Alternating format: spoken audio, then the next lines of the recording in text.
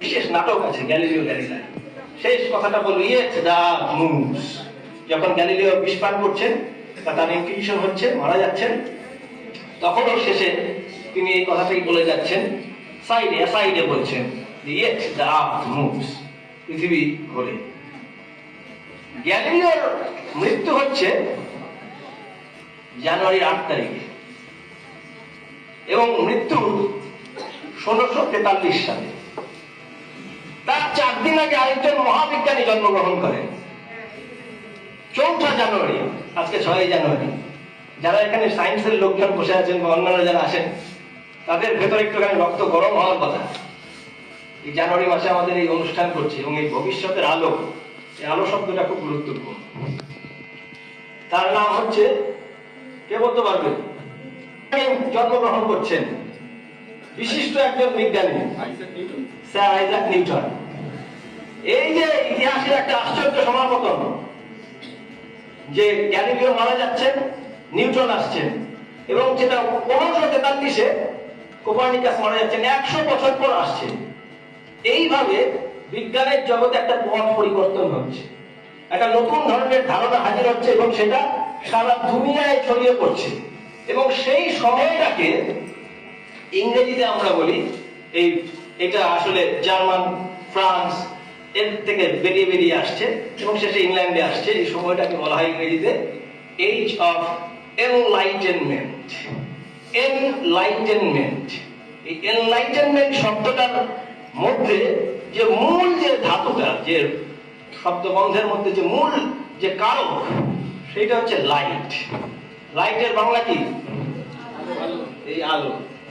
এই আমরা এনলাইটেনমেন্টের বাংলা করেছি আলোক ভাস্বর যুগ। অনেক লোক, অনেক যারা চিন্তাবিদ, তারা এটাকে আরো নাম দিয়েছেন জ্ঞানদীপ্তির যুগ। সুতরাং এই আলোক এবং জ্ঞান, এবং এটার মূল জায়গা ছিল জ্ঞান নয়, সেটা হচ্ছে যুক্তি। জার্মান দার্শনিক ইমানুয়েল কান্ট 1775 সালে যখন ক্রিটিক অফ পিওরিজম বলে একটা বই লিখছেন, তখন একটা স্লোগান তৈরি করেছিলেন যে কেন আলো। সেটার মূল স্লোগানের যে মূল বার্তাটা ছিল জার্মান ভাষায় অডে সাবেরে ডেয়ার টু নো, যে আমাদের মধ্যে জানার যেন সাহস থাকে, বিবেচনার সাহস থাকে, সৎ বিবেচনার সাহস, চিন্তার সাহস, এইটা থাকবে। যেভাবে আমাদেরকে শেখানো হয়েছে, আমরা যেভাবে ভাবতে শিখেছি বা ভাবতে অভ্যস্ত হয়েছি, সেই অভ্যেসের মাঝখানে কোথাও যেন একটা ছেদের প্রয়োজন, একটা চির, একটা ফাটলের প্রয়োজন।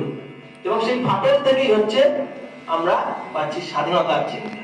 এর থেকেই আসছে লিবার্টি, ইকুয়ালিটি, ফ্র্যাটার্নিটি।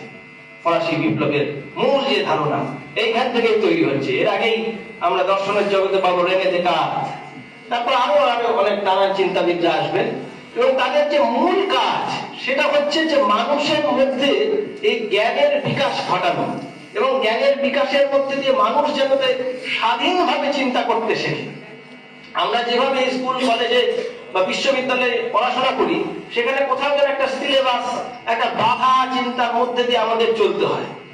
তার মধ্যে থেকেই আমরা কিভাবে স্বাধীন চিন্তার পথে এগিয়ে যেতে পারি, এবং সেই যে স্বাধীন চিন্তার শেষে যেটা রয়েছে, সেটাই হচ্ছে এই আলো, ভবিষ্যতের আলো। আমাদের ভবিষ্যৎ যেটা সামনে আসছে, আসন্ন, এগিয়ে আসছে। তোমরা ছাত্রছাত্রীরা 11, 12 এখন পড়ছো, একাদশ, দ্বাদশ শ্রেণীতে বিভিন্ন টেক্সট তোমরা পড়ছো। আমাদের আজকে সারাদিন ধরে আলোচনা হবে তোমাদের এই ভবিষ্যৎ সম্পর্কে, এবং তোমরা কিভাবে এই জ্ঞান, চিন্তা, পাঠদান, পাঠ গ্রহণ এর মধ্যে দিয়ে তোমরা নিজেরা কিভাবে এই আলোয় ভাস্বরিত হবে, আলোয় কিভাবে তোমরা বর্তিকা হয়ে উঠবে, তোমাদের এই আলো হয়ে ওঠা। সংস্কৃতের মাস্টারমশাই আছেন আমাদের উপনিষদের, এবং বিভিন্ন উপনিষদের প্রথমেই একটা শ্লোক দিয়ে শুরু হয় যে পূর্ণ থেকে পূর্ণ নিলে পূর্ণই অবশিষ্ট থাকে। যে একটা মোমবাতির আলো, সেখান থেকে আরেকটা মোমবাতি জ্বালালে ওই আলোটা পূর্ণই থাকে। এইভাবে জ্ঞানের আলো ছড়িয়ে যেতে থাকে। সুতরাং ওই এনলাইটেনমেন্টের মধ্যে দিয়ে যেভাবে আমাদের এই আলোকিত হওয়ার রাস্তা এক সময় ইতিহাস খুলে দিয়েছিল, বিজ্ঞান খুলে দিয়েছিল, হিউম্যানিটিস খুলে দিয়েছিল, আমরা যেন সেই পথেই আবার এগিয়ে যেতে পারি।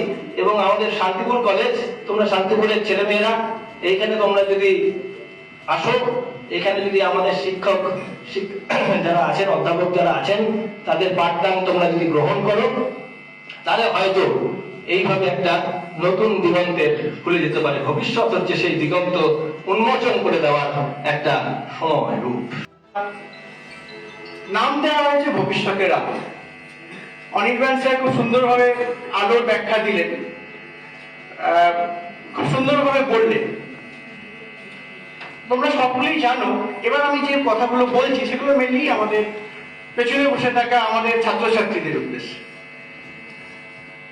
ঘটনাটা হচ্ছে, এটা পশ্চিমবঙ্গ সরকারের একটা নির্দেশনামা, যেখানে আমাদের একটা স্টুডেন্ট উইক পালন করতে হয় 1 সপ্তাহ ধরে।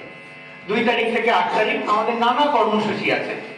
সেই কর্মসূচির মধ্যে টিচার্স কাউন্সিলের মিটিংয়ে আমি একটা অভিনব প্রস্তাব পাই।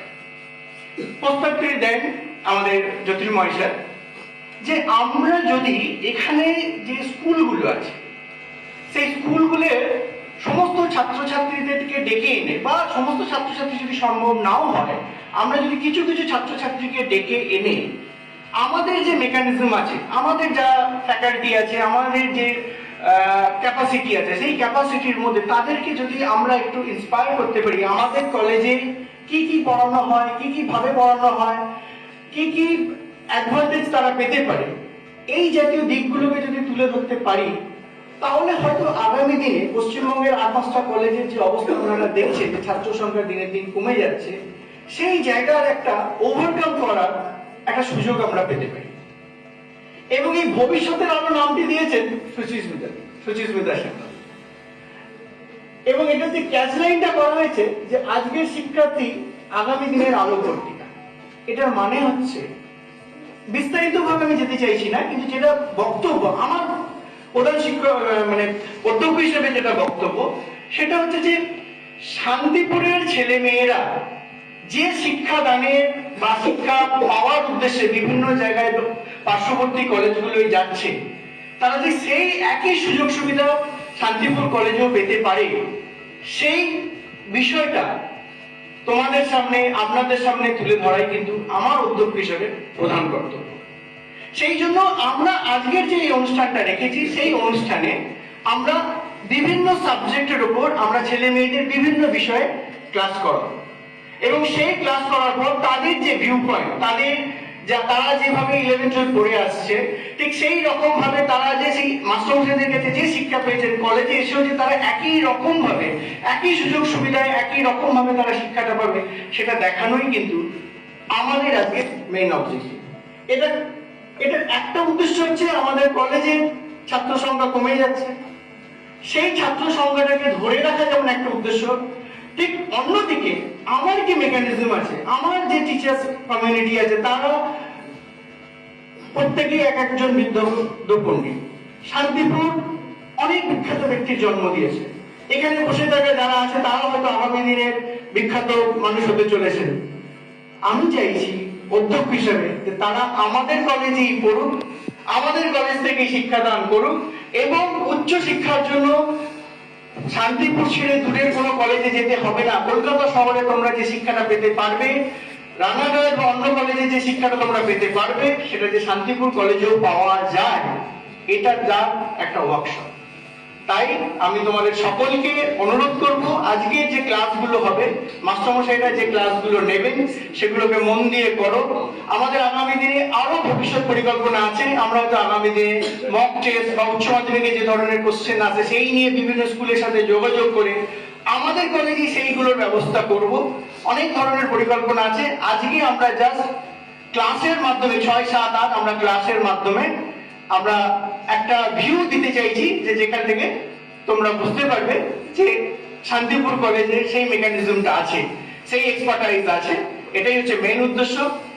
আমি এর জন্য আমার শিক্ষক সংসদের প্রত্যেকটি সদস্যকে আন্তরিকভাবে ধন্যবাদ দিতে চাই। শুধুমাত্র যিনি এই প্রস্তাবটা এনেছেন বা যে কমিটি কাজ করছে তা নয়, আমি এই আলোচনার মাধ্যমে বলতে চাইছি যে এইটা প্রস্তাবটা যখন আসে, আমি হয়তো একটা কমিটি করে দিয়েছি, কিন্তু এখানে উপস্থিত মাস্টারমশাইদের দেখে আপনি বুঝতে পারবেন এই কাজটা কোনো পার্টিকুলার একটা কমিটি করছে না। সবাই মিলে, সবাই এগিয়ে এসছে, সবার মধ্যে একটা উন্মাদনা এসছে যে না, কিছু একটা আমাদের করতে হবে। শান্তিপুর কলেজের জন্য করতে হবে, আমাদের ভবিষ্যৎ প্রজন্মের জন্য করতে হবে। তাই আমি আবার আমার সমস্ত সহকর্মীদের এবং এখানে উপস্থিত সমস্ত স্কুলের মাস্টারমশাইদের, বিশেষ করে সেই সমস্ত স্কুলের হেডমাস্টারমশাইদের আমি আন্তরিকভাবে ধন্যবাদ দেবো যে তারা তাদের ছাত্রছাত্রীদের আমাদের পাঠিয়েছেন। মাস্টারমশাইদের ধন্যবাদ দেবো যারা সঙ্গী করে ছাত্রছাত্রীদের নিয়ে এসছেন। সেই সঙ্গে আমার সমস্ত সহকর্মীদের আরেকবার আমি ধন্যবাদ দেবো।